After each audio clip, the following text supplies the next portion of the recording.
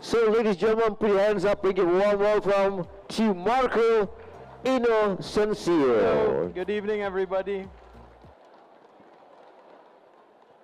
Okay. Hi, this is actually my first time in Malaysia, and it's very nice. I think I'll come back someday. It's very similar to the Philippines, except your food is a little bit more spicy than ours. Okay, I'm going to talk about how diverse the diving in the Philippines is. Now, in a lot of places, if you go someplace, they're usually just known for one thing.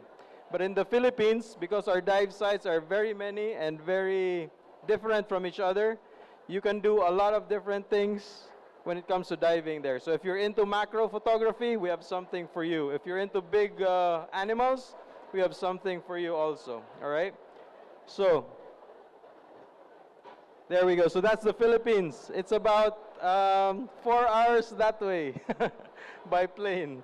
The Philippines can be found in the middle of the Coral Triangle, just like Malaysia. So the Coral Triangle is the area where there's the most number of species of fish and corals. That's where the most number of species can be found. That's why it's very great for diving, yeah? And it covers a huge area. It stretches from the South Pacific all the way up north to southern Japan and all the way down to Indian Ocean. And Malaysia and the Philippines is right smack in the middle of it. There you go. So over 500 species of reef-building corals and over 3,000 species of fish. I haven't seen all of them yet. That's why I keep on diving.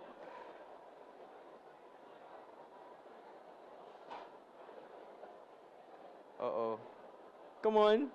There we go. So the Philippines is an archipelago. So it's a group of islands. There are 7,641 islands if the tide is high. Now, if the tide is low, there's, I think, 7 more islands can be found.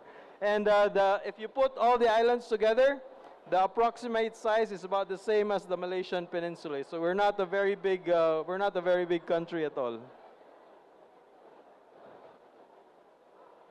And it's a global hotspot for marine diversity, so it has quite a few fishes and corals it can be found. So it's located in the northwest side of the Coral Triangle.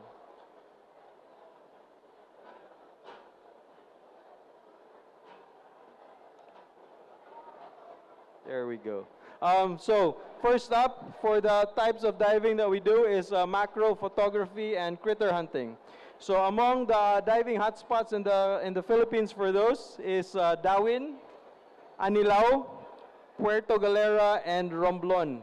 So those areas is very good for macro photography. Now, you guys have to pay attention because at the end of the talk, I'll be asking some questions, and those who can answer it, or the person who can answer it, gets a free cup. All right, so some of the things that we can find in those areas, that's a boxer crab, very small. It's only about 1 inch long. You can usually find it in rubble areas, and this particular one has eggs. So if you see the red mass underneath the body, those are eggs. The pom-poms of the boxer crab are actually tentacles of an anemone.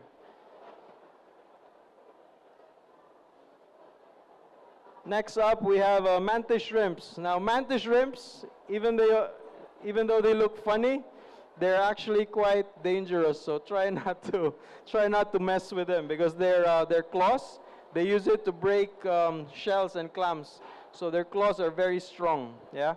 The one on the left is the peacock mantis shrimp. It can grow to about almost 1 foot long, and they're very fast. The one on the right is one of my favorites. It's a pink-eared mantis shrimp. This one has eggs also, so it carries its eggs around, so nothing will eat them. But they're very playful. So sometimes, if we have guests taking photos of them, they'll come out of the hole, smack the camera with their claws, and then go back because they see their reflection on the camera lens, and they're very territorial. So they like to fight other mantis shrimps. But fortunately, the pink-eared mantis shrimps are small, so they're not strong enough to break the lens of your camera.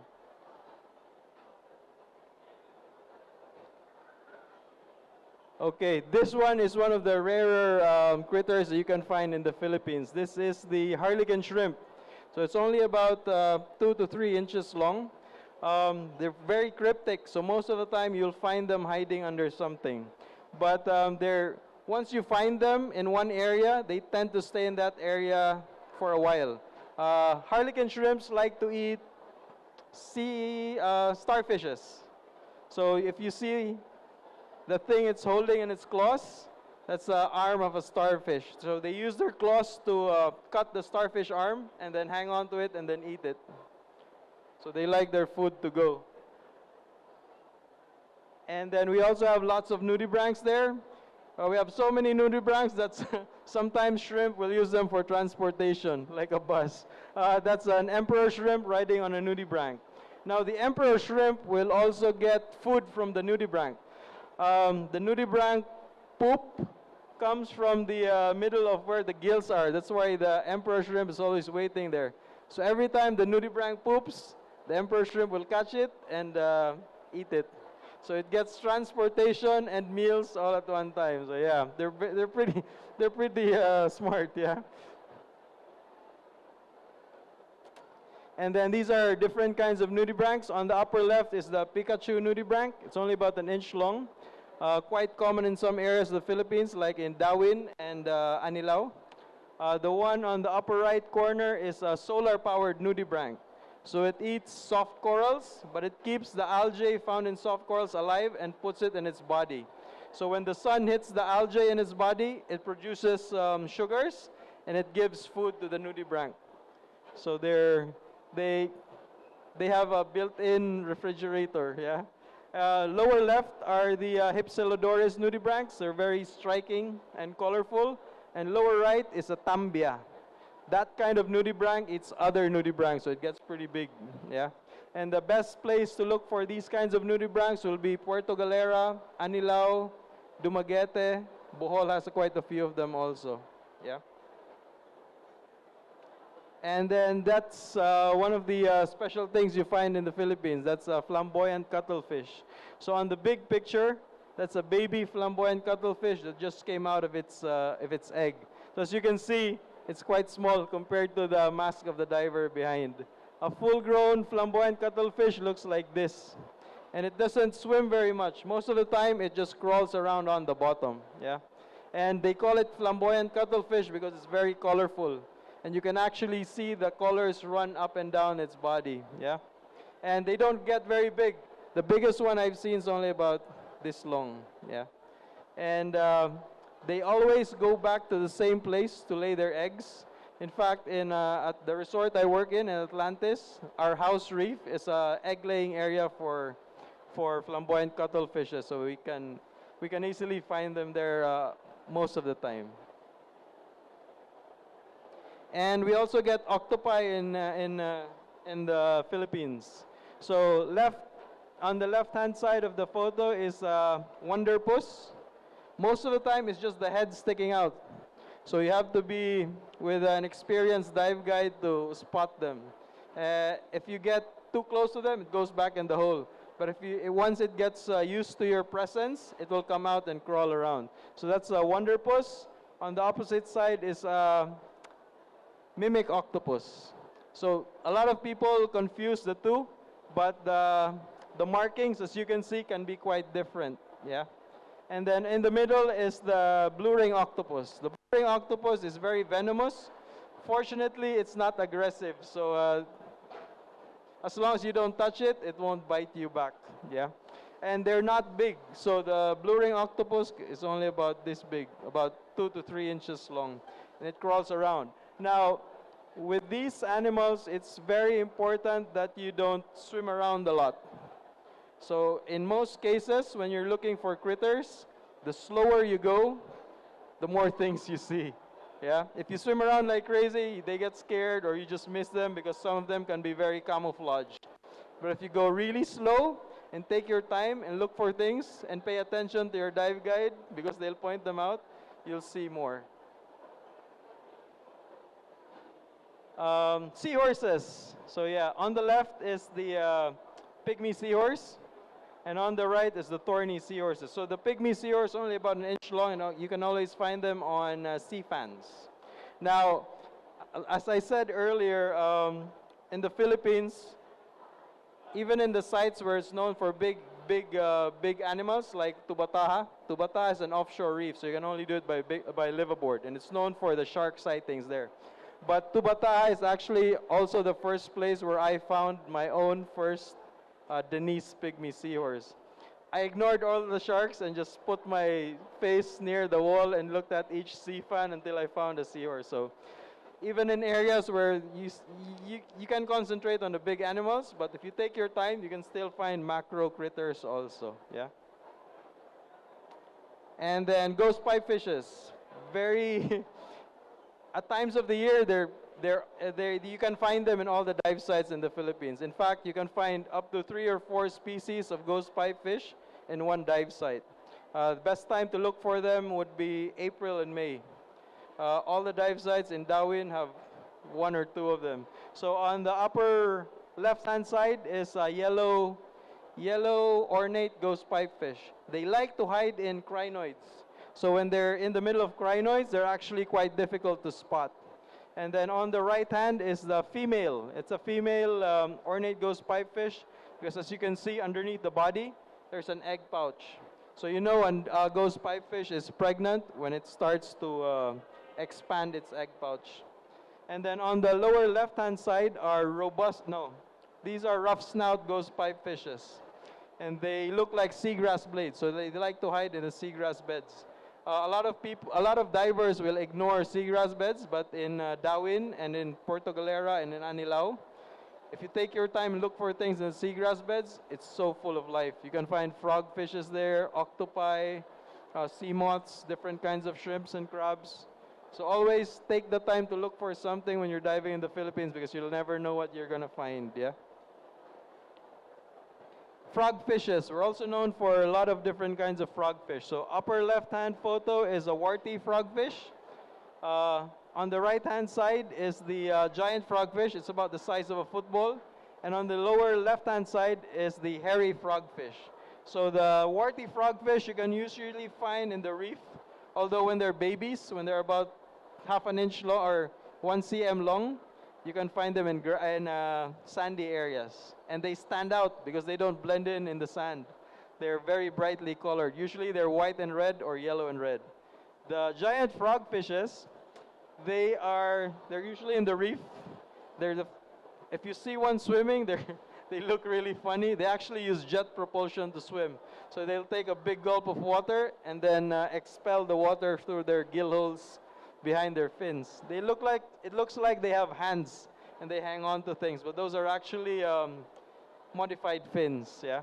And then the hairy frogfish you can usually find in seagrass beds and sandy areas. And they're called hairy frogfish because of all their hair, yeah? And they're very difficult to spot, especially if they're not moving. It looks like, they look like a piece of rock with algae growing on them. That's the map of the Philippines again. So this time, that was the macro photography and critters. This time around, we're going to look at some of the larger animals that you see in the Philippines. So the best known spots for spotting large animals in the Philippines are Tubataha Reef, which is it's an offshore reef, so you can only dive it by liveaboard, and only from February until June, because that's when the weather allows you to go.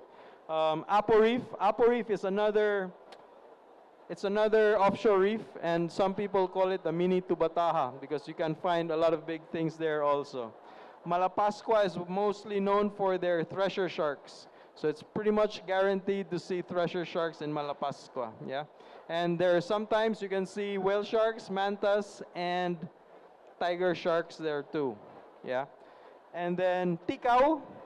Ticao is known for frogfish, manta. We have 2 ladies from Ticao in the back. Hello. So they're very well known for manta ray sightings and whale shark sightings also. And then Puerto Galera is known for, they've been seeing thresher sharks regularly in some of the sites in Puerto Galera now.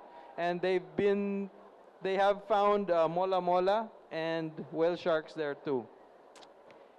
Coron is well known for being the area where you can find dugongs. So dugongs can be found in Coron. Yeah. All right, oops.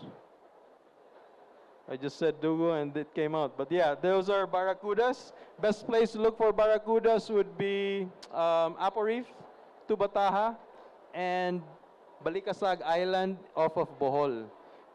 In fact, the school in Balikasag Island has one individual albino barracuda. I've seen it there before, and it's really cool looking. All the other barracudas look like that, but there's one that's white and gold. That's very, very nice. And then you also get a lot of areas where you can see big schools of jacks. So these are horse-eye jacks or big-eye jacks. And as long as you're not swimming around like crazy, they can let you come very close to them. So the best place to look for these would be canyons in Puerto Galera, Balikasag Island in Bohol, Tubataha has quite a few of them also, and Apo Reef. And Apo Island in Dawin. And then there's the dugong. So the dugong is it's an air-breathing mammal. So they're like us. They breathe air, yeah, and they produce milk for their babies also. But they're completely aquatic. So from time to time they go up to the surface to breathe. But most of the time you can find them eating seagrass because that's their favorite food. I've seen one once in Coron area. So the way you find them is there's a local guide that will spot them breathing on the surface. And then once you see it there, the boat will slowly go to that area and then you get in the water. If you find the dugong eating seagrass, when you get down, you won't see anything because all the sand is flying up. It's like a big ball of silt. But if there's a bit of current and it carries the silt away, then you can see the dugong like that. They're big. They're almost, I'd say about 4 meters long. And they're very graceful. They're not the prettiest thing underwater, but they're actually very graceful. And they always have bodyguards. They always have small jacks swimming with them. Because the jacks like to eat the small critters that get scared away when the dugong's eating in the sand. Yeah. So the yellow fishes, those are juvenile golden trevallies.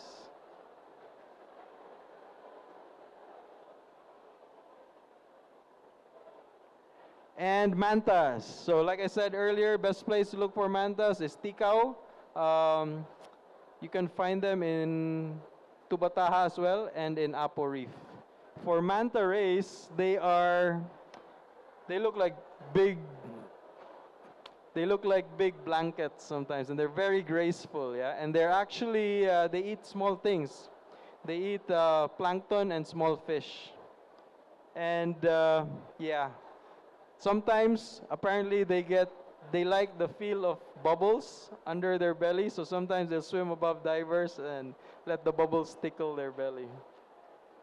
As with most things, as long as you stay calm and not swim around like crazy, they'll actually get close to you, yeah. And then that's a white-tip reef shark. Can be found in, best place to look for them would be Tubataha. You can pretty much see them in every dive, and in Apo Reef. They're not aggressive. During the night though, when it's dark, they go out and hunt in packs sometimes. So they hunt in groups.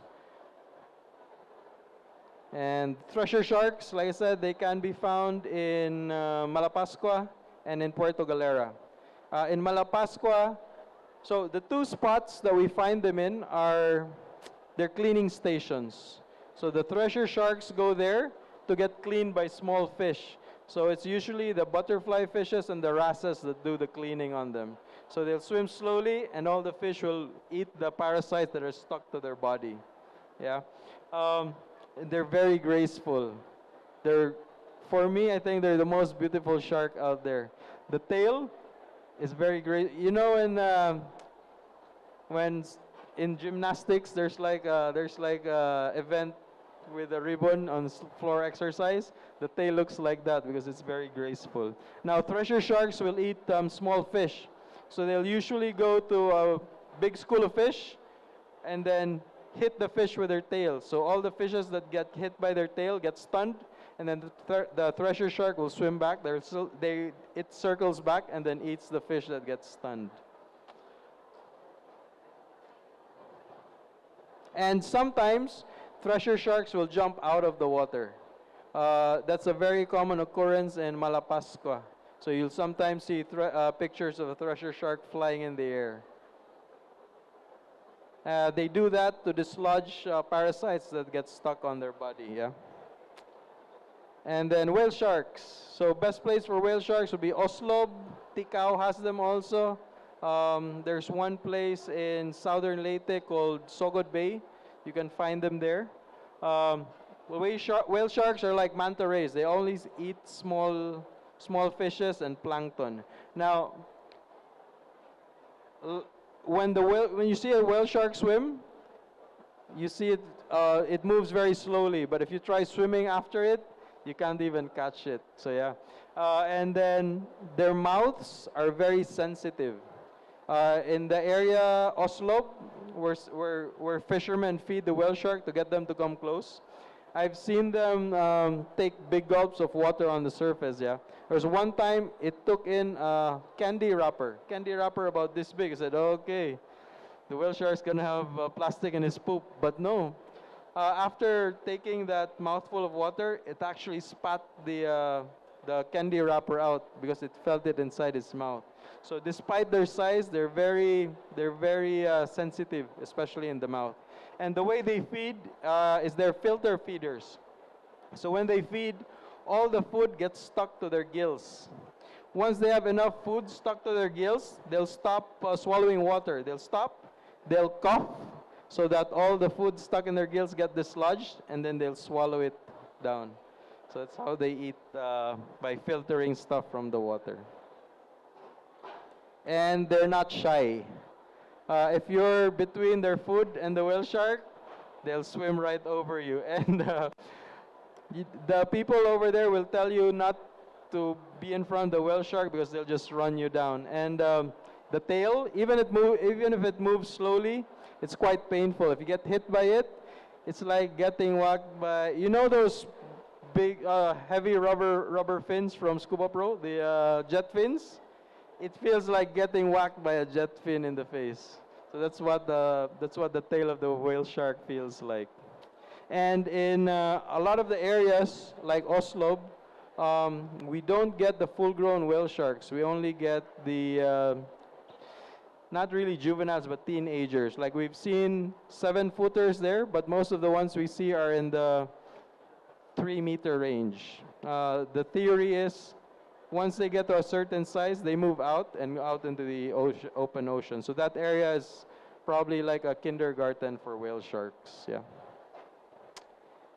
And other types of diving you can do in the Philippines, wreck diving. So Coron and Subic Bay are very well known for wreck diving, both technical and recreational. And blackwater diving, which is starting to become popular in the Philippines.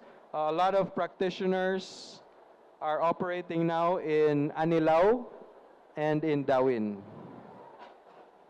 So that's one of the wrecks in Coron. So the wrecks, there are about over 15 wrecks in Coron, and they're all World War II wrecks. Yeah, and they range in depth from, there's some that are exposed during low tide and some that are in about 40 meters of water. So there's a wreck there for all levels of diving. Yeah. And it's not just the wreck. A lot of the wrecks there have a lot of corals and sea fans and black corals growing on them, so they're full of life. But if you're really into penetrating wrecks, you can do that also, as long as you're with a very experienced guide, and if you have the right training, of course. And then there's Barracuda Lake in Coron also. So Barracuda Lake is an inland lagoon. It's not really a freshwater lake. The water there is brackish, so it's part freshwater, part salt water. And the strange thing about this lake is On the shallow area, so until about maybe 8 meters, the water temperature is normal. But once you get deeper, it gets warmer and warmer. So by the time you get about 20 meters, it's almost uncomfortably warm. So when we dive there, we actually carry our BCDs up the trail and then go down to the lake. And then the topography of the side of the lake is it's weird. There's no fish, especially in the deeper parts, and there's a lot of like pinnacles. It's like a haunted area. It's spooky, but it's pretty cool. And one thing you have to watch out for if you go deep in the lake is try not to get water inside your mask, because the water is very salty. It's warm and salty, and if it gets in your mask, your eyes are gonna hurt like crazy. And I learned that the hard way, unfortunately. On the way back up, in the shallow areas, there's a lot of shrimp, freshwater shrimp, and other kinds of fishes there too. And then for blackwater diving, so for those who are not familiar with blackwater diving, the way they do it is they have a buoy and a line that goes down to maybe 15 to 20 meters, yeah? And they put bright lights on top of the buoy, or on the bottom of the buoy, so it shines downwards. They leave it out there for maybe 20 to 30 minutes, and by that time, there are many baby fish and baby shrimp and baby crabs and jellyfish. They get attracted to the light. And once those critters are there, then the divers go in and start taking pictures of them, or just looking at them like me. I don't take pictures. But there are very many interesting things you can find in those blackwater dives. Like this is a baby octopus, and it's only about 2 cm wide, yeah. And if you notice the spots on the octopus, those are called chromatophores. Those are its cells that make the color. So depending on what the octopus wants its colors to be, those are the cells that it expands. So if it wants to be brown, the brown cells will become big, and all the other cells with a different color will go small. So that's how they control what color they become. And that's a baby mantis shrimp. So it's only about 2 cm long, and it's still transparent. So a lot of marine creatures, before they become adults and settle down on the bottom, they actually float around in the water column until they find a spot that's good for them to settle in. And then, so yeah, that's the different kinds of diving in the Philippines. Like I said, small country, but a lot of different kinds of diving. Yeah. One way we preserve our marine environment is by putting up marine protected areas. And the concept of putting up marine protected areas, especially the community-based ones, actually started in the Philippines. So Apo Island is one of the oldest marine protected areas in the world. And it's not just underwater. The Philippines is beautiful like Malaysia. We also have a lot of beautiful spots above water. Yeah. I work for Atlantis Dive Resorts, and at Atlantis, like in most other resorts in the Philippines, we put a premium on being on marine conservation and improving the local community. Now, Atlantis is a dedicated dive resort, so I'm just going to show a few slides of what the resort's like. So we have a dedicated area for dive equipment. That's where our guests leave their equipment when they're not diving. We also have a dedicated camera room, so it's climate controlled, has an aircon, a lot of space for up to 30 divers at the same time. A lot of storage area on the lower shelves, and it has a air gun. So we have a compressor air in there for air guns, so you can blow your cameras dry. Also, the charging stations there it has surge protection. So sometimes the power fluctuates, but because of the surge protector, your chargers are protected. They don't get damaged. That's our liveaboard. So the level of service that we have at the resorts is the same as on our liveaboards also. So it goes to different parts of the Philippines for diving at different times of the year. And then, yeah, like I said earlier, we also try to improve the local community. So all our staff so all our dive masters and instructors, we build them up from our existing staff. Like me, I started in 2005 as a dive shop boy. So filling tanks, carrying gear, and then I worked my way up to dive master first, and then instructor. Like right now, one of our dive masters used to be the bartender. Another one used to be a driver at the resort. And then some of them were waitresses or waiters.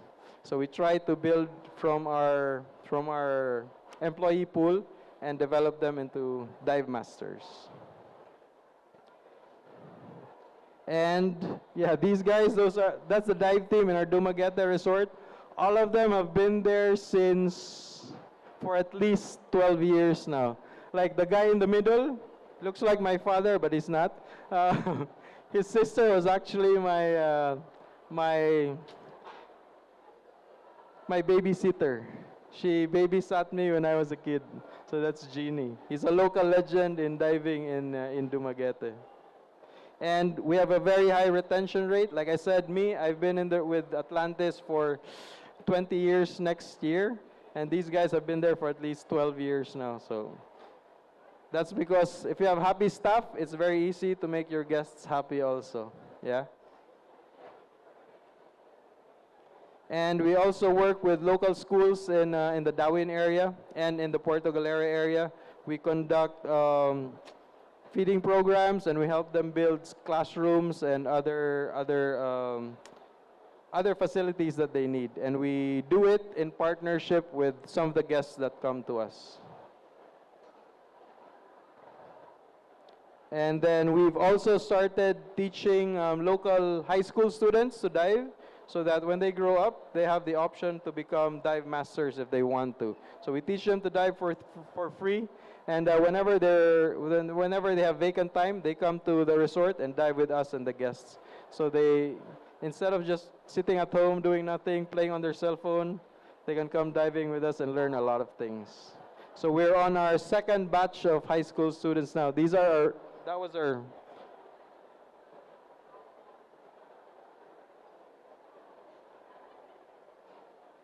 Nihang, it stopped.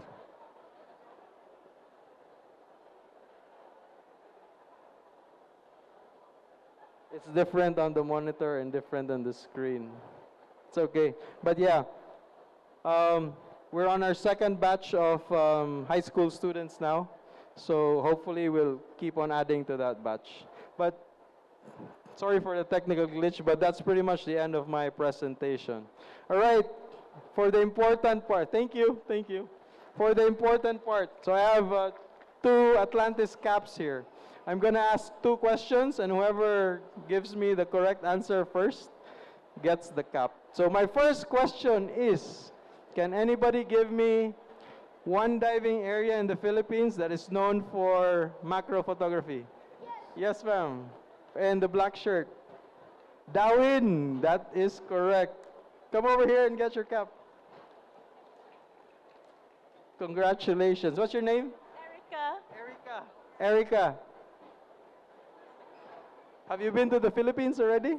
I love Darwin. You love Darwin? You should move there then. Thank you very much, Erica. And second question. Give me one diving area in the Philippines that's known for pelagics or big stuff. Yes, ma'am. In the black shirt, you raise your hand first. 2 Bataa is correct. Come over here and get your cap. Thank you very much. Let's take a picture. What's your name? Cynthia. Cynthia of No Troubles, Just Bubbles. Yeah,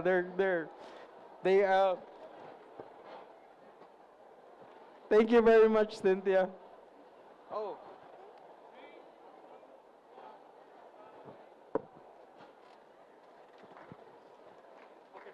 All right. Thank you very much, everybody, for listening in. And enjoy the rest of the show, yeah? I think we have...